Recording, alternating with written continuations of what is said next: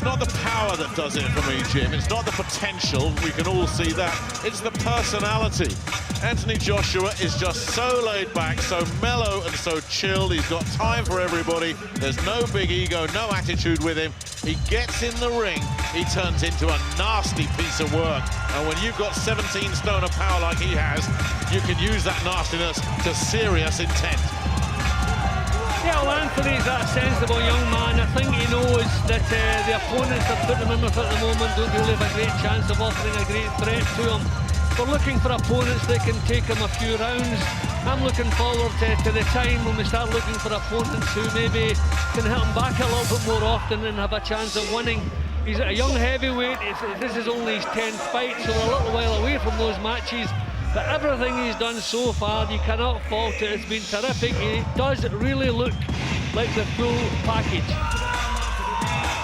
And I just got one question for you, Jim, and it's a hypothetical one. I'm not going to ask you to answer. How many heavyweights in the world right now would you put ahead of Энтони Джошуа? No, well, I mean, experience, he looks terrific, but you can't judge a fighter until you see them evenly matched, and it'll be a little while before he is evenly matched. But there's a few heavyweights in Britain at the moment who may be a little bit out of his reach, but it won't be too long before he's challenging the best in Britain. He's not there yet, but it won't be too long before he is.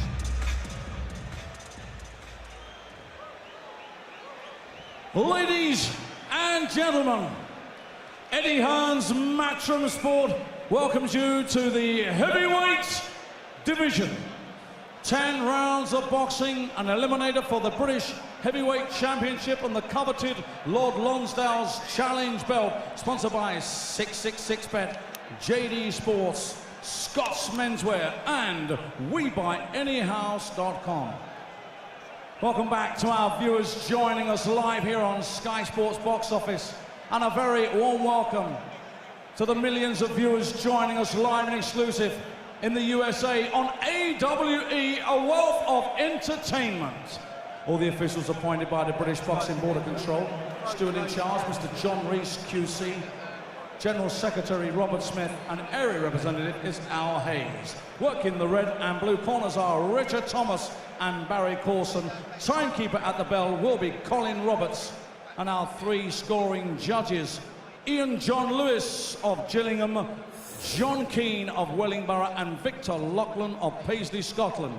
When the action begins and the bell rings, the man in charge, the man in the middle, is Mr. Terry O'Connor of Birmingham.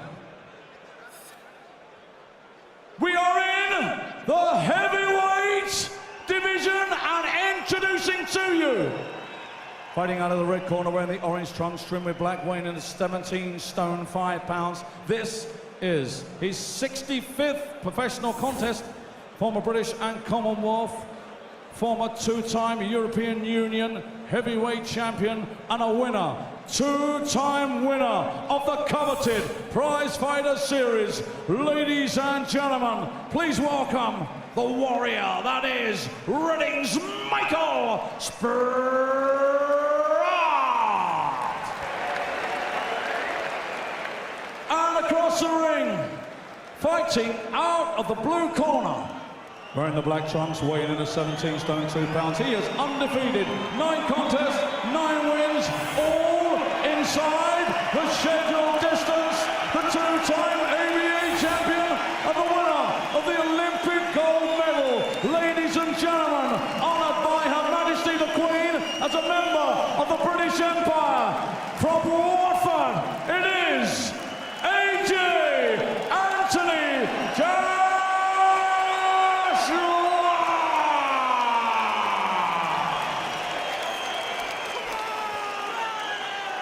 Here we go. 10 rounds eliminated for the British Heavyweight Championship.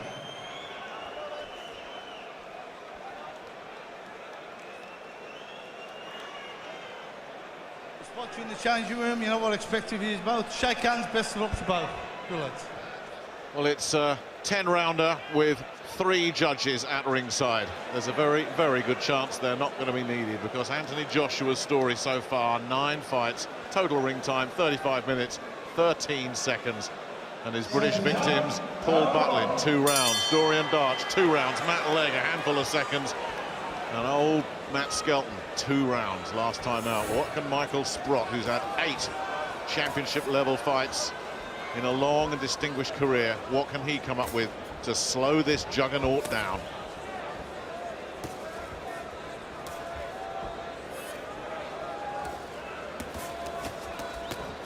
Coming in and giving it a go there. Sprott just trying to let Joshua know he can't have everything his own way. Now, Michael Sprott will give it a go. Proud fighter, a lot of success throughout his career, but heading towards 40. You know, did not really. I mean, we're looking at 2 men at different stages, at different ends of their career. But while he's in there, Sprott will give it a go. And the combination flow early here. Joshua, such a buzz around everything he does. And there's just a sense of anticipation here at the arena. Just waiting for the explosive moment.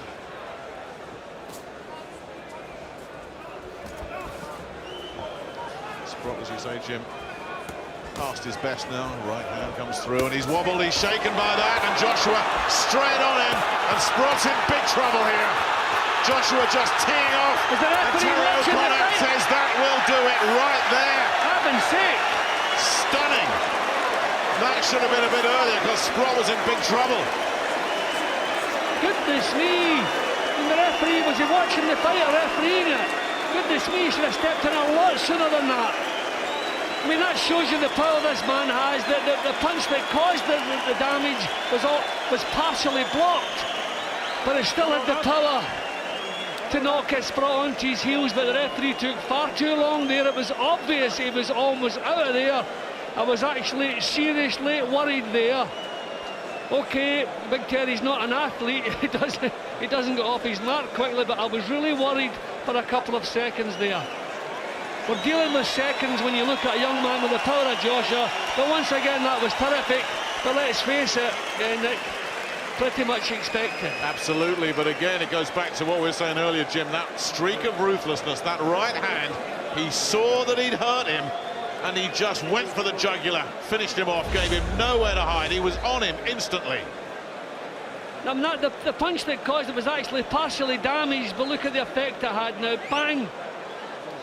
Now we're looking now. A referee should be closer, looking to stop this. There, bang. Didn't look quite as bad in the replay, but there was a couple, 2, maybe 3 punches there. But there was no need for Michael Sprott to take. Bang, that's the one, that's the job finished. Job's finished.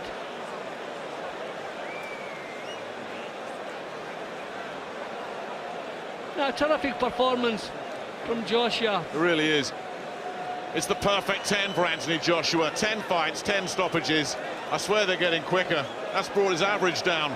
It was nearly 4 minutes a fight. That was about 90 seconds, and poor old Michael Sprott in a bad way. He's on his feet now, which is good, and embrace, as we just see the final punches once again, and embrace between the two as they go to the middle. But yeah, you can... I mean, those are punches he shouldn't really have been taking. Big Terry, okay, as I say, he's a big man, so it takes him a little bit of time to get moving. But thankfully, no serious damage done. And after inflicting that damage, the big smile from the genial Anthony Joshua. How far can this man go? Ladies and gentlemen, timekeeper Colin Roberts recorded a time of 1 minute and 26 seconds of the first round. Referee Terry O'Connor has stopped this contest with Sprott in no position to continue.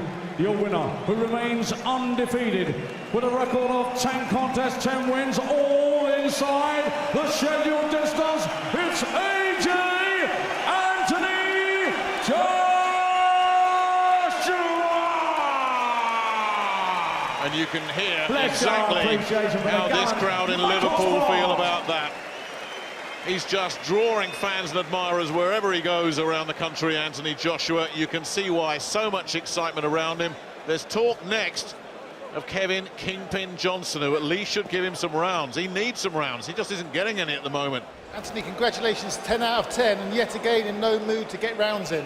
No, I'm glad to get the year out of the way. It's been a busy year. I'm glad to be back in Liverpool again. I'm glad that I got the victory as well in good fashion too. Would the referee have stopped it even a little bit sooner?